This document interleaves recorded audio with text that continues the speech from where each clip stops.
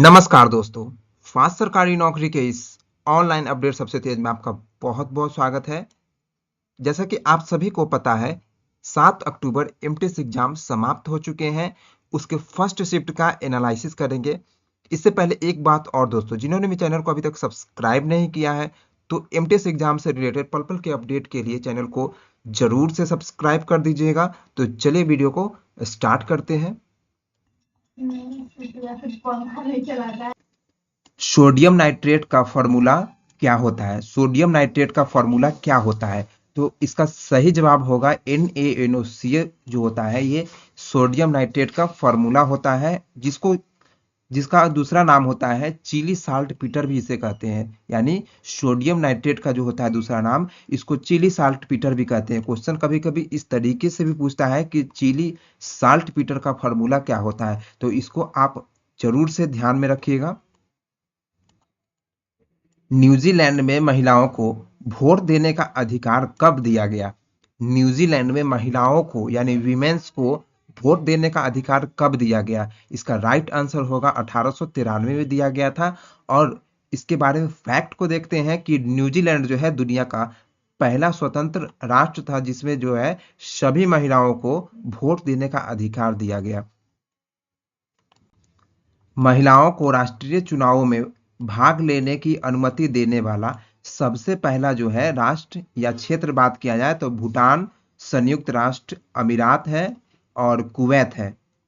Next बात करते हैं कि भारत ने पहली बार 1935 में जो है महिलाओं के लिए मतदान के अधिकार को बढ़ाया, लेकिन केवल उन महिलाओं के लिए जिनकी शादी पुरुष मतदाता से हुई थी या फिर विशिष्ट साक्षरता योग्यता थी, मतलब जिसके पास जो है स्पेशल लिटरेसी था, जिसके अंदर मतलब स्पेशल पढ़े लिखे जो थे, जैसे ग्रेजुएशन है, इंटर, इस तरीके से जो पढ़े लिखे थे उनको स्पेशल दिया गया कि वो वही जो है भारत में वोट दे सकते हैं। नेक्स्ट पॉइंट आप देखिएगा कि सार्वभौमिक मताधिकार की अनुमति जो है 1950 में मिली, मतलब सार्वभौमिक मतलब सभी को बात किया जाए तो 1950 मिली है। भारत का ये डाटा है। इक्वाडोर की अगर बात किया जाए तो 1929 में महिलाओं को मतदान देने का अधिकार देने वाला पहला जो है लैटिन अमेरिकी राष्ट्र था। मतलब यह जो है इक्वाडोर जो है अमेरिकी राष्ट्र का ये देश है, लेकिन जो है यह केवल साक्षरता के आधार पर दिया था। इक्वाडोर जो है महिलाओं को साक्षरता के आधार पर दिया था। बात करते हैं कि लैटिन अमेरिका में जैसे कि महिलाओं के लिए मतदान देना अनिवार्य नहीं था, लेकिन पुरुषों को जो है वहां पर मतदान देना अनिवार्य था। मतलब कहने का सेंस है कि महिलाओं को जो है अनिवार्य नहीं किया गया था कि आपको मतदान देना ही है, जैसे कि पुरुष को किया गया था। ठीक है, तो इतने सारे फैक्ट को आपको एक साथ आपको माइंड में रखना है। नेक्स्ट क्वेश्चन कहा गया है कि who is the author of book my country my life, यानी माई कंट्री माई लाइफ पुस्तक के लेखक कौन है? तो इसका राइट आंसर होगा LK आडवाणी, जिनका पूरा नाम है लाल कृष्ण आडवाणी। नेक्स्ट इसमें बोला गया है पॉइंट है, पुस्तक का विमोचन जो है 2008 में APJ अब्दुल कलाम ने किया था, यानी APJ अब्दुल कलाम ने इस पुस्तक का विमोचन किए थे। यह भी क्वेश्चन पूछा जाता है कि लाल कृष्ण आडवाणी जो है कैमी लोकसभा के जो है विपक्ष के नेता थे। तो इसमें बात किया कि 15वीं लोकसभा में जो है विपक्ष के नेता थे, ये कौन है? लाल कृष्ण आडवाणी। और बात कर ले कि लाल कृष्ण आडवाणी जो है भारतीय जनता पार्टी, जिसको शॉर्ट में BJP कहा जाता है, के राजनेता है। उन्होंने जो है 2002 से 2004 तक भारत के उप प्रधानमंत्री के रूप में कार्य किया। यानी भारत के बात किया है कि भारत के उप प्रधानमंत्री, तो इनका जो कार्यकाल है लगभग 2002 से लेकर के 2004 तक, लगभग 2 साल का कार्यकाल है। और नेक्स्ट पॉइंट है इसमें माई कंट्री माई लाइफ, इनकी आत्मकथा यानी ऑटोबायोग्राफी है। नेक्स्ट पॉइंट आप देख पाएंगे कि चुनी हुई कविताएं और मेरी 51 कविताएं, ये कुछ पुस्तकें हैं अटल बिहारी वाजपेयी की। कौन सी पुस्तक है? तो चुनी हुई कविताएं और मेरी 51 कविताएं, ये अटल बिहारी वाजपेयी की पुस्तक है। नेक्स्ट देखिएगा आप, मनमोहन सिंह की जो पुस्तक है, यह भी एग्जाम में पूछा जाता है, changing India and the twist for equity development. ये जो पुस्तक है ये मनमोहन सिंह की पुस्तक है। नेक्स्ट आप देखें कुलदीप नायर की पुस्तक है the judgement and without fear. The judgement and without fear ये पुस्तक किसकी है? तो कुलदीप नायर की पुस्तक है। यह भी एग्जाम में पूछा जाता है, इसे भी जो आप नोट कर लीजिएगा। नेक्स्ट क्वेश्चन है what is the sex ratio in India as per 2011 census, यानी 2011 की जनगणना के अनुसार भारत का लिंगानुपात कितना था। बात करें कि इंडिया में अगर यह जो है सेक्स रेशियो जो होते हैं प्रति 1000 पुरुषों पर कितनी महिलाएं हैं, इसका आंकड़ा बताने के लिए यह लिंगानुपात को सूचित करते हैं। ठीक है, इसमें बात कर ले कि अगर विमेंस और मेल सेक्स रेशियो अगर देखा जाए अगर, तो 1000 पर जो है 943 महिलाएं हैं 2011 की जनगणना के अनुसार बात करें। और अगर चाइल्ड में अगर देखा जाए, चाइल्ड सेक्स रेशियो अगर देखा जाए तो ये 919 है, 919 है, यानी प्रति 1000 पर 919 बच्ची है। ठीक है, इसमें बात करते हैं कि 2001 की अगर सेंसस बात किया जाए, 2001 के अगर सेंसस की अगर बात किया जाए तो इसमें जो है मेल और फीमेल सेक्स रेशियो देखा जाए तो प्रति 1000 पर 933 वीमेंस है। और इसमें देखा जाए कि चाइल्ड सेक्स रेशियो में देखा जाए तो 927 जो है 1000 पर प्रति 1000 पर 927 जो है बच्ची है। इस लिंगानुपात में जो है 5 अग्रणी राज्यों को देखेंगे, इसमें सबसे पहला स्थान आता है केरला का, जिसमें जो है प्रति 1000 पर बात किया है तो 1084 महिलाएं हैं। और नेक्स्ट इसमें देखिएगा कि पुडुचेरी जो है, यह जो है आपको यूनियन टेरिटरी है, केंद्र शासित प्रदेश है, तो इसमें देख पाएंगे कि एक प्रति 1000 पर जो है 1037 महिलाएं। ये जो है 2011 का डाटा है, 2011 का डाटा है जो कि लेटेस्ट माना जाता है। और नेक्स्ट देखिएगा कि तमिलनाडु में अगर देखा जाए तो 996 है, तमिलनाडु में 996 है। और आंध्र प्रदेश में देखा जाए तो 993 है, छत्तीसगढ़ में देखा जाए तो 991 है। अब नीचे से देखेंगे कि 5 राज्य, मतलब नीचे से जो है 5 राज्य को देखेंगे क्योंकि ये एग्जाम में पूछा जाता है। सबसे कम अगर बात किया है तो दमन एंड दीव है, सबसे कम किसकी है तो दमन एंड दीव की है, जिसकी 618 है, ये यूनियन टेरिटरी है दमन एंड दीव। नेक्स्ट इसमें देखिएगा कि दादरा एंड नगर हवेली है, इसमें जो है 774 है। और चंडीगढ़ में अगर बात किया जाए तो इसमें है 818 है।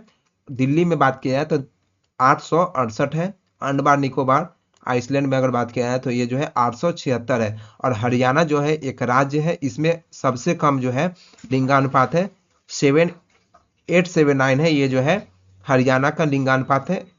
तो इतने सारे फैक्ट को ध्यान में रखिएगा, एग्जाम में पूछे जाते हैं। नेक्स्ट क्वेश्चन देखिएगा कि सरहुल त्योहार जो है किस राज्य में मनाया जाता है, सरहुल त्योहार किस राज्य में मनाया जाता है, इसका राइट आंसर होगा झारखंड।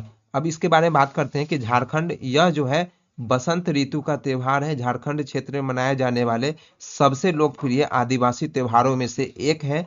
सरहुल त्योहार नए साल की शुरुआत का प्रतीक है, यानी यह जो है नए साल का स्टार्टिंग पॉइंट है। यह झारखंड क्षेत्र के उराव, मुंडा और हो आदिवासी के द्वारा मनाया जाता है। यह त्योहार जो है चैत्र महीने के शुक्ल पक्ष के तीसरे दिन से चैत्र पूर्णिमा तक 3 दिनों तक मनाया जाता है, यानी यह जो त्योहार है यह 3 दिनों तक मनाया जाने वाला त्योहार है। और सरहुल का जो अर्थ होता है उसमें उसका अर्थ होता है वृक्षों का पूजा, यह भी एग्जाम में पूछा गया क्वेश्चन है। इसमें कर्मा देवता, यानी जिनको कहा जाता है शक्ति और यौवन के देवता है, उनकी पूजा किया जाता है इसमें। और नेक्स्ट देखिएगा कि टूसू पर्व है, यह भी जो है झारखंड राज्य का त्योहार है। और रोहिणी देखा जाए तो झारखंड का पहला त्योहार है, यह खेत में जो है बीज प्रवर्धन का पर्व है। नेक्स्ट त्योहार को आप देखिएगा कि वंदना पर्व जो है या फिर सोहराय पर्व जो है, ये झारखंड राज्य का त्योहार है। ये सभी पिछले एग्जाम में पूछा गया फैक्ट था। नेक्स्ट क्वेश्चन देखिएगा कि who won the women's Asian hockey championship इन 2023, यानी महिलाओं एशियाई चैंपियनशिप ट्रॉफी जो है 2023 में कौन जीता। इसका राइट आंसर होगा कि फाइनल मैच में जो है भारत ने जापान को 4-0 से हराया था। और 5 अक्टूबर 2023 को रांची स्थित मरंग गोमके जयपाल सिंह मुंडा एस्ट्रोटर्फ स्टेडियम में खेले गए थे। यह जो है एस्ट्रोटर्फ स्टेडियम में खेला गया था, जो कि एक हॉकी स्टेडियम है। और 5 नवंबर 2023 को खेला गया था। इसमें भारत ने जो है जापान को 4-0 से हराया था। इस टूर्नामेंट में इंडिया जो है टाइटल जीते थे, ट्रॉफी टाइटल जीते थे। और रनर अप में जो है जापान थे और थर्ड स्थान पर चाइना आया था। और इससे पहले जो है फर्स्ट बार जो है भारत ने 2016 में जीता था, फर्स्ट बार जो है भारत ने 2016 में यह टाइटल जीता था और सेकंड जो है 2023 में जीता है। नेक्स्ट बात करते हैं कि झारखंड की जो है सलीमा टेटे को प्लेयर ऑफ द टूर्नामेंट चुना गया, यानी प्लेयर ऑफ द टूर्नामेंट जो है सलीमा टेटे को चुना गया था। भारतीय टीम की तरफ से अगर बात किया जाए कि सबसे ज्यादा जो 6 गोल किए थे उनका नाम था संगीता कुमारी, जो कि टूर्नामेंट में सबसे अधिक 6 गोल किए थे। लेकिन ओवरऑल अगर बात किया जाए तो चीन के जो है 7 गोल के साथ टॉप स्कोरर रही थी, जिनका नाम है जियांकी झोंग, नाम है, ये चीन की है। नेक्स्ट क्वेश्चन पूछा गया था, उदय शंकर एक भारतीय नर्तक थे जिन्हें डैश के निर्माण के लिए जाना जाता था। अब बात करें कि यह जो है एक डांसर थे और इन्हें जो है फ्यूजन स्टाइल ऑफ डांस के लिए जाना जाता था, यानी यह जो है फ्यूजन स्टाइल ऑफ डांस से संबंधित है। 1971 में इन्हें जो है पद्म विभूषण दिया गया था। पद्म विभूषण जो है भारत का दूसरा सर्वोच्च नागरिक सम्मान है। सबसे ऊपर में होता है भारत रत्न होता है, दूसरा नंबर पर जो होता है पद्म विभूषण होता है, तीसरा नंबर पर पद्म भूषण होता है और चौथा नंबर पर होता है पद्म श्री होता है। तो ये जो है भारत के नागरिक सम्मान है, जिसमें सबसे ऊपर में भारत रत्न होता है, तो सेकेंड स्थान पर पद्म विभूषण। और इन्हें जो है उदय शंकर को यही पद्म विभूषण से इन्हें सम्मानित किया गया था 1971 में। तो इसे भी जो है आप नोट कर लीजिएगा। नेक्स्ट क्वेश्चन देखिएगा कि साल 1982 में नेहरू कप अंतरराष्ट्रीय फुटबॉल प्रतियोगिता का आयोजन किया गया था, इसके विजेता कौन सा देश रहा, यानी इसके जो है विनर्स कौन थे। इसका राइट आंसर होगा उरुग्वे। बता दें कि 1982 के जो नेहरू कप हुए थे ये भारत में हुए थे और भारत के जो है ये कोलकाता में हुए थे और इसके जो विजेता टीम थे वो उरुग्वे थे। बात करें कि इसके दूसरे जो संस्करण हुए थे 1983 में, यह जो है भारत के कोचीन यानी केरल में आयोजित किया गया था और इसके जो है विनर थे हंगरी देश थे। नेक्स्ट क्वेश्चन है, who was the winner in football in 1982 Asian game. अगर बात किया है कि 1982 के एशियाई खेलों में फुटबॉल टीम के विजेता कौन थे, तो यह जो है बता दें सबसे पहले कि यह भारत देश में खेला गया था और 1982 के जो एशियाई खेल थे इसमें पुरुष विजेता की अगर टीम की अगर बात किया, इसमें गोल्ड मेडलिस्ट जो थे इसमें इराक कंट्री की टीम थी और जो सिल्वर थी वो कुवैत थी और ब्रॉन्ज जीतने वाली सऊदी अरब की टीम थी।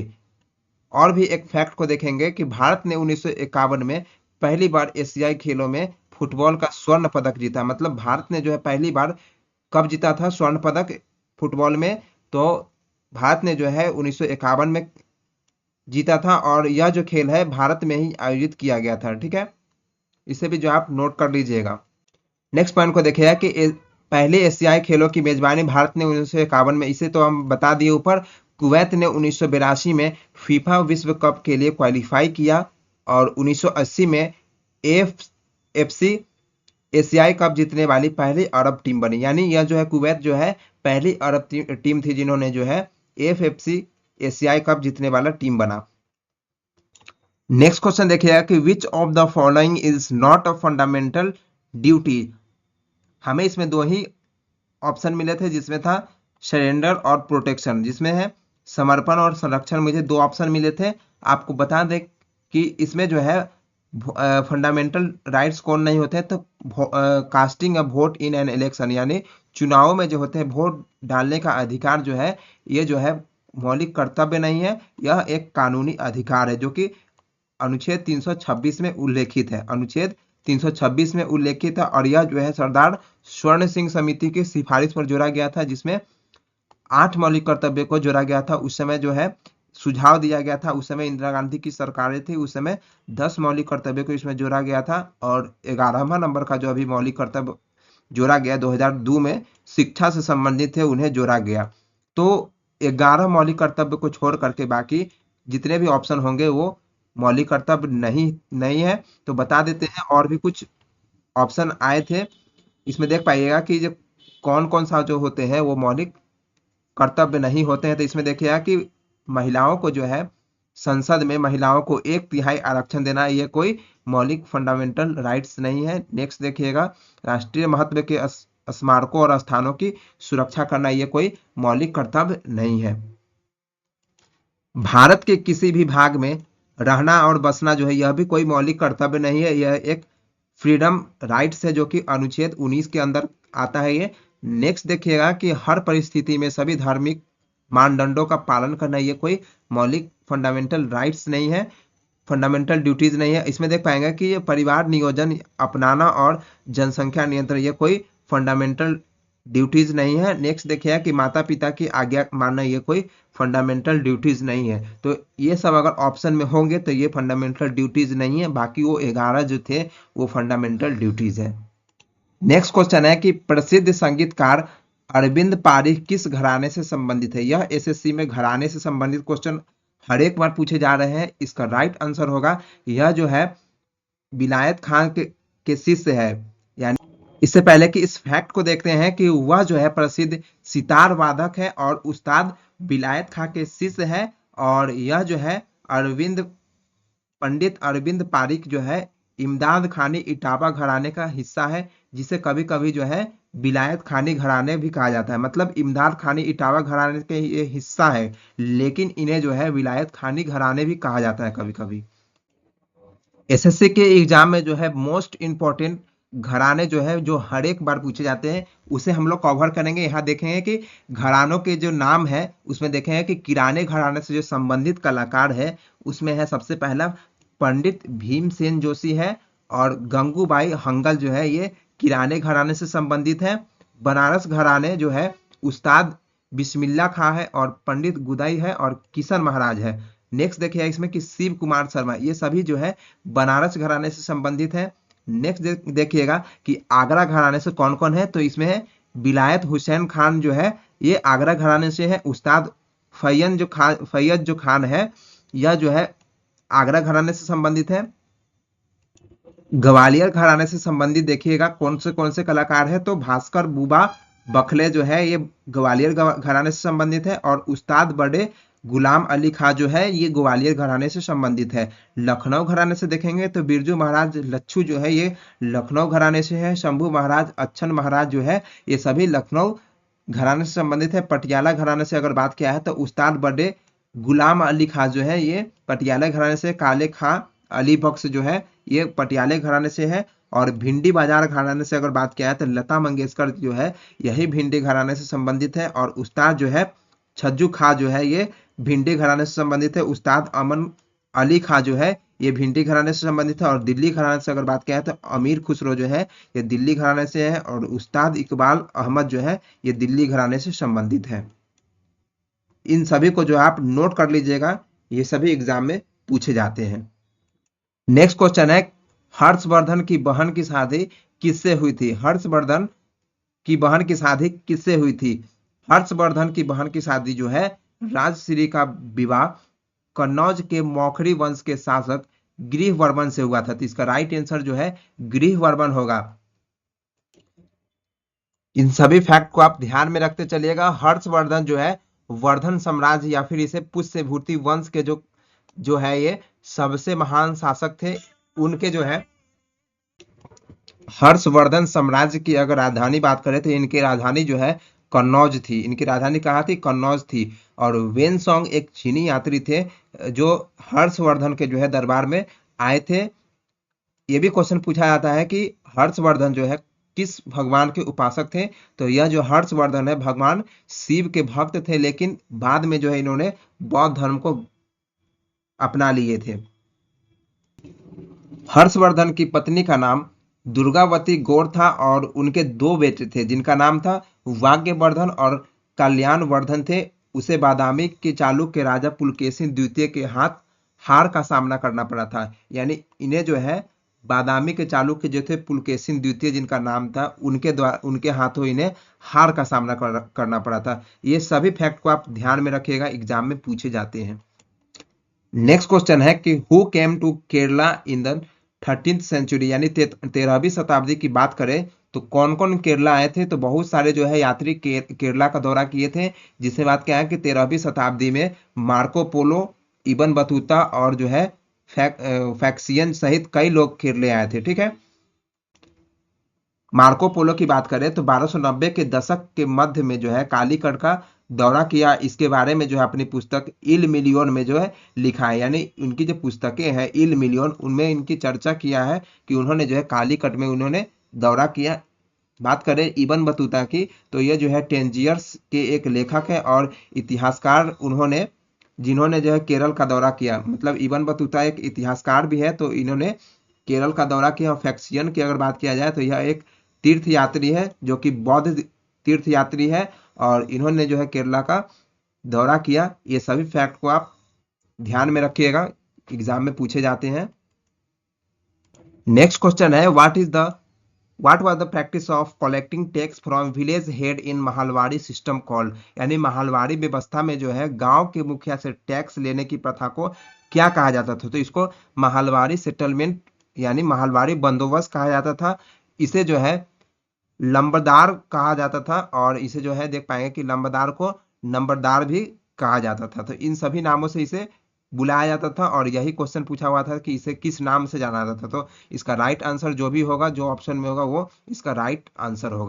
महालवाड़ी व्यवस्था की अगर बात किया है तो महालवाड़ी प्रणाली जो है 1822 ईस्वी में जो है बंगाल के उत्तरी उत्तर पश्चिमी प्रांतों में जो है हॉल्ट मैकेंजी के द्वारा यह शुरू किया गया था, और बाद में 1833 में लॉर्ड विलियम बेंटिंग के द्वारा इसे जो है इसका जो है समीक्षा किया गया था। यानी इसकी जो है समीक्षा किया गया था कि क्या यह सही है गलत है, इसकी समीक्षा बैठक बुलाया गया था। नेक्स्ट क्वेश्चन है, न्यायमूर्ति एस अब्दुल नजीर ने 23 फरवरी 2023 को किस राज्य के 24वें राज्यपाल के रूप में शपथ ली थी। इसका राइट आंसर होगा आंध्र प्रदेश। चलिए आंध्र प्रदेश के बारे में देखते हैं। आंध्र प्रदेश में सबसे पहले देखेंगे कि यहाँ जो है लोकसभा की सीटें जो है 25 सीटें हैं। लोकसभा की कितनी सीटें हैं, तो 25 सीटें हैं। राज्यसभा की अगर बात किया जाए तो राज्यसभा की 11 सीटें हैं। राजकीय पशु अगर बात किया जाए तो ये काला हिरन जो है यहाँ की राजकीय पशु है। और राजकीय पक्षी की अगर बात किया जाए तो रमा चिलुका जो है यहाँ की राजकीय पक्षी है। राष्ट्रीय उद्यान अगर बात किया जाए तो श्री वेंकटेश्वर राष्ट्रीय उद्यान यहाँ का नेशनल पार्क है। राष्ट्रीय उद्यान देखें, श्री वेंकटेश्वर राष्ट्रीय उद्यान यहाँ का नेशनल पार्क है। राजीव गांधी राष्ट्रीय उद्यान, और यहाँ पर है पापीकोंडा राष्ट्रीय उद्यान, ये सभी यहाँ का नेशनल पार्क है। और अगर डैम की अगर बात किया यानी बांध की बात करें तो नागा अर्जुन सागर बांध जो है इसी कृष्णा नदी पर अवस्थित है। और श्रीशैलम बांध भी जो है कृष्णा नदी पर है। धौलेश्वरम बांध जो है बैराज जिसे कहा जाता है, ये गोदावरी नदी पर है। और पोलावरम बांध जो है ये भी जो है गोदावरी नदी पर अवस्थित है। तो ये सभी यहाँ की बांध थी जो आंध्र प्रदेश राज्य में अवस्थित है। नेक्स्ट क्वेश्चन है, what is the fluid in lysosome made from. यानी लाइसोसोम में जो द्रव होते हैं किससे बनते हैं। बात करें इस वेसिकल बडिंग जो होते हैं, वेसिकल बडिंग के जरिए ये बनता है। और इसमें बात करें कि किस कोशिका अंगक से जो है लाइसोसोम बनता है, अगर बात करें तो इसका राइट आंसर होगा कि गोल्गी नेटवर्क के संलयन के द्वारा जो है एंडोसोम के साथ ये बनता है। तो इसे भी जो आप नोट करिएगा। नेक्स्ट क्वेश्चन देखिएगा, कलामंडलम कृष्ण नैयर जो है किस शास्त्रीय नृत्य से संबंधित। इसका राइट आंसर होगा कथकली नर्तक थे ये। कथकली जो है केरला राज्य का ये डांस है। बात करें इनके पुरस्कार को तो 1967 में इन्हें संगीत नाटक अकादमी के द्वारा इन्हें सम्मानित किया गया था, और 1970 में जो है पद्मश्री से इन्हें सम्मानित किया गया था। बात करें कि कथकली के जो है प्रमुख कलाकार को जो एग्जाम में पूछे जाते हैं, इसमें है गुरु गोपीनाथ है, और चेंगनूर रमन पिल्ले है, कोटिकल शिव रमन है, और टी चंद्र पनिक्कर है। इन सभी जो है कथकली के ये नर्तक है यानी डांसर है। ये सभी पॉइंट्स को आप नोट करिएगा। नेक्स्ट क्वेश्चन है कि साल 1931 में जो है महात्मा गांधी और भारत के तत्कालीन वायसराय जो है लॉर्ड इरविन के मध्य जो है कौन सा समझौता हुआ था। इसका राइट आंसर होगा कि गांधी इरविन समझौता हुआ था। ठीक है, गांधी इरविन समझौता हुआ था। इसमें जो है यह समझौता 5 मार्च 1931 को लंदन में हुआ था। इस समझौता को दिल्ली पैक्ट के नाम से भी जाना जाता है। यह भी क्वेश्चन पूछा जाता है कि गांधी और अंबेडकर के बीच जो है यरवदा जेल समझौता हुआ था, वो कब हुआ था। तो इसमें देखेंगे 24 सितंबर 1932 को जो है यरवदा सेंट्रल जेल जो कि पूना में है, गांधी और डॉक्टर भीमराव अंबेडकर के बीच में यह समझौता हुआ था। तो इन सभी पॉइंट्स को नोट करिएगा। नेक्स्ट क्वेश्चन है, एक्टर विजय थलापति जो है यानी एक्टर विजय जो थलापति है तमिलनाडु और पुडुचेरी के लिए 2 फरवरी को कौन सी पार्टी का गठन किया था। तो इसका राइट आंसर होगा टीवी के। यानी यहाँ देखेंगे कि टी से जो है तमिजगा है, और वी से है वेत्री, और के से जो है करगम यानी तमिज़गा वेत्री करगम पार्टी जो है, इसे राजनीतिक पार्टी के लिए आधिकारिक रूप से जो है चुनाव आयोग ने जो है इसे आधिकारिक मान्यता दे दी है। कब दी थी? तो 2 फरवरी को इन्हें दिया गया था। इस पार्टी के हेड कौन है? तो इस पार्टी के हेड थे एक्टर विजय थलापति हेड थे, और यह जो है तमिलनाडु और पुडुचेरी का ये पार्टी है। नेक्स्ट क्वेश्चन पूछा गया था कि भारत की 2011 का जनगणना आयुक्त कौन थे? तो इसका राइट आंसर होगा सी चंद्रमौली। सी चंद्रमौली इसका राइट आंसर होगा। इसमें देखेंगे अगर यह जो है 2011 की जनगणना जो है स्वतंत्रता के बाद जो है 7वीं जनगणना है। अगर बात करते हैं कि जनगणना जो है 2011 के जो है भारत के जनगणना संगठन द्वारा आयोजित जो है 15वीं राष्ट्रीय जनगणना सर्वेक्षण है, और श्री जो है सी चंद्रमौली भारतीय 2011 जनगणना के आयुक्त है और महापंजीय है। 2011 की जो है भारतीय राष्ट्रीय जनगणना 2 चरणों में हुआ था ये। नेक्स्ट क्वेश्चन पूछा गया था कि इंदिरा गांधी जो नहर है कहाँ अवस्थित है? इंदिरा गांधी नहर कहाँ अवस्थित है? तो इसका राइट आंसर होगा राजस्थान में अवस्थित है। चलिए इसके फैक्ट को देखते हैं कि इंदिरा गांधी नहर जो है राजस्थान की एक महत्वपूर्ण नहर है। इसका पुराना नाम जो है राजस्थान नहर था। यह राजस्थान प्रदेश के जो है उत्तर पश्चिम भाग में बहती है। इसे जो है राजस्थान की मुरु गंगा भी कहा जाता है, यानी मुरु का मतलब होता है डेजर्ट, ठीक है, मरु मतलब डेजर्ट होता है, और गंगा का मतलब समझ पाएंगे कि यह गंगा एक वरदान की तरह है, इसलिए इसे मरु गंगा कहा जाता है। जय राजस्थान यह बात किया है कि यह जो है विश्व की सबसे बड़ी सिंचाई परियोजना है। इंडिया की नहीं, यह विश्व की सबसे बड़ी सिंचाई परियोजना है। नेक्स्ट क्वेश्चन है होलिका दहन होली के कितने दिन पहले मनाया जाता है? यह भी क्वेश्चन पूछा गया था। होलिका दहन होली के कितने दिन पहले मनाया जाता है? तो होलिका दहन जो है होली के 1 दिन पहले मनाया जाता है, जो कि शाम में मनाया जाता है होलिका दहन। बात करें कि होलिका दहन जो है होली से 1 दिन पहले मनाया जाता है, और यह जो है फागुन मास की पूर्णिमा तिथि की शाम को होता है। अगले दिन जो है रंग का त्योहार होता है जिसे होली कहा जाता है। नेक्स्ट क्वेश्चन देखेंगे कि राज्यसभा के जो है वर्तमान अध्यक्ष कौन है? राज्यसभा के वर्तमान अध्यक्ष कौन है? राज्यसभा के जो उपराष्ट्रपति होते हैं, राज्यसभा के पदेन सभापति होते हैं, यानी उपराष्ट्रपति जो है राज्यसभा के अध्यक्ष होते हैं। तो अभी जो भी उपराष्ट्रपति होंगे वही राज्यसभा के अध्यक्ष होंगे। तो इसका राइट आंसर होगा श्री जगदीप धनखड़ जो है राज्यसभा के वर्तमान अध्यक्ष होंगे। नेक्स्ट क्वेश्चन है कि निम्नलिखित में से कौन सा पर्वत शिखर हिमालय का हिस्सा नहीं है? सबसे पहले बता दें कि पर्वत का ये जो है हिमालय शिखर का जो है 3 हिस्सा होता है। सबसे ऊपर वाला होता है ग्रेट हिमालय, नीचे वाला होता है उसको बोला जाता है हिमाचल बोला जाता है, या फिर मध्य हिमालय भी इसको बोलते हैं, और इसे जो है निम्न हिमालय या फिर शिवालिक बोलते हैं। सबसे पहला को लेसर हिमालय या फिर शिवालिक, और मिडिल वालों को मिडिल बोलते हैं या फिर हिमाचल भी बोलते हैं, और ऊपर वाले को ग्रेट हिमालय या फिर हिमाद्री भी इसे बोला जाता है। अब बात करते हैं कि एक जो होता है हमारे भारत में, इसके जो है पश्चिम से पूरब की तरफ बहने वाली नदियों के हिसाब से इसे बांटा गया है, ठीक है ना। तो इसमें सबसे पहले सबसे ऊपर होता है पंजाब हिमालय, और बीच में जो होता है कुमाऊं हिमालय होता है, और उसके बाद नेपाल हिमालय का पार्ट आता है, और उसके बाद जो है असम हिमालय का पार्ट आता है। तो मतलब ये अगर नदियों के हिसाब से अगर बात किया है तो यह जो है 4 भागों में इसे बांटा गया था। एक बार फिर से इसे ध्यान दीजिएगा। पहला है पंजाब हिमालय, दूसरा होगा कुमाऊं हिमालय, और तीसरा होगा नेपाल हिमालय, और चौथा हो जाएगा असम हिमालय। तो इन सभी फैक्ट को ध्यान में रखिएगा। चलिए हम अपने डाटा को देखते हैं।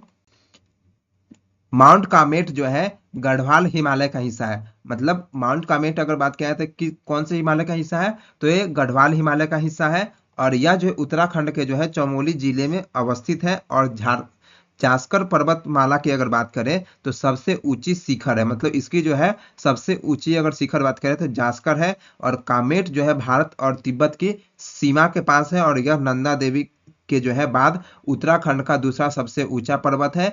नंदा देवी अगर बात करें तो यह जो है हिमालय का पार्ट है, लेकिन अगर बात करें कि कामेट अगर बात करें तो यह हिमालय का पार्ट नहीं है। अब बात करते हैं कि इसकी जो है ऊंचाई समुद्र तल से अगर बात किया है तो 7,756 मीटर है ऊंचा है, ठीक है। समुद्र तल से इसकी लंबाई कितनी है? तो 7,756 मीटर ऊंचा है।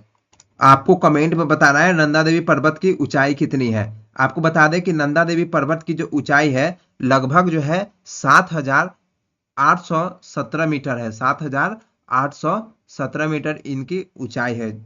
किनका? नंदा देवी पर्वत का। ये सभी फैक्ट को आप ध्यान दीजिएगा। नेक्स्ट क्वेश्चन है what caused to rise when yeast is added to it. मतलब बात करें कि आटे में या फिर ब्रेड में अगर ईस्ट को मिलाया तो आटा जो है फूलता है। मतलब आटा फूलता है तो कारण जैसे बता दें आपको, ईस्ट जैसे मिलाने से कार्बन डाइऑक्साइड गैस बनती है। ठीक है। अब बात करते हैं, यह भी क्वेश्चन पूछा जाता है कि ये ईस्ट जो है ब्रेड बनाने में जो इस प्रोसेस का यूज किया, इस प्रोसेस को क्या कहते हैं? तो इस प्रोसेस का नाम होता है फर्मेंटेशन।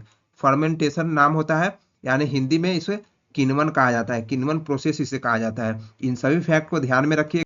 नेक्स्ट क्वेश्चन आया था कि what is the definition of brand value. Brand value का जो ब्रांड वैल्यू रिजर्वेशन रेशियो होता है उसका जो है क्या होता है, उसका डेफिनेशन ये पूछा गया था। बात करें कि जो ब्रांड मूल्य के जो है उदाहरण के अगर बात करें, उदाहरण के आधार पर परिवर्तनीय अगर प्रमाण पत्रों की श्रृंखला से जुड़े जो है बॉन्ड के उचित बाजार मूल्य के बराबर प्रतिशत को भी मूल अनुपात कहा जाता है। ठीक है ना। इसको जो है मूल अनुपात इसे कहा जाता है, यानी वैल्यू रिजर्व रेशियो कहा जाता है।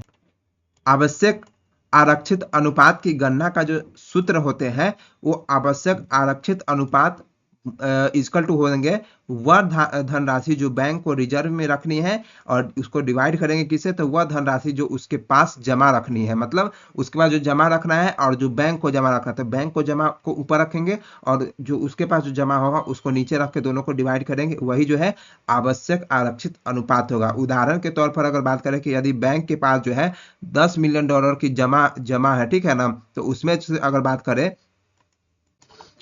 $5 लाख जो है आरक्षित रखने की आवश्यकता है, और बात करें तो आवश्यक जो है आरक्षित अनुपात जो है 5% होगा। यानी इन दोनों को डिवाइड करेंगे तो 5% आएगा, क्योंकि ये 5 लाख है और ऊपर जो है आप देख पाएंगे कि 10 मिलियन है। दोनों को डिवाइड करेंगे तो 5% के अप्रोक्स में आएगा। अब बात करें रिजर्व अनुपात जो होता है किसी बैंक की आरक्षित देनदारी का वह प्रतिशत होता है जिसे उसे देने या फिर निवेश करने के बजाय अपने पास रखना होता है। किसी देश का केंद्रीय बैंक आवश्यक रिजर्व अनुपात निर्धारित करता है। संयुक्त राज्य अमेरिका में फेडरल रिजर्व जो है अनुपात को निर्धारित करता है। हमारे भारत में इन सभी रेशियो का निर्धारण जो है आरबीआई करता है, यानी रिजर्व बैंक ऑफ इंडिया करता है। बात करें कि आरक्षित अनुपात जो मुद्रा आपूर्ति जो होते हैं और ब्रांड और स्टॉक को कैसे प्रभावित करते हैं, इसको देखेंगे। पैसा की आपूर्ति, फेडरल रिजर्व मुद्रा जो है आपूर्ति निर्धारित करने के लिए धन जो है गुणक फार्मूला का प्रयोग करते हैं। यह सूत्र जो है मौद्रिक आधार का जो उपयोग करता है उसे आवश्यक नगद आरक्षित अनुपात से विभाजित करता है। ब्रांड अगर बात किया है कि उच्च आरक्षित अनुपात ब्रांड मालिकों को नुकसान पहुंचाता है, क्योंकि ब्याज दरों और मूल्य जो ब्रांड मूल्य के बीच जो है विपरीत संबंध होता है। अगर ब्रांड मूल्य अगर बढ़ेगा तो ये जो ब्याज दर हो ये जो है विपरीत इसमें संबंध होता है। ठीक है ना।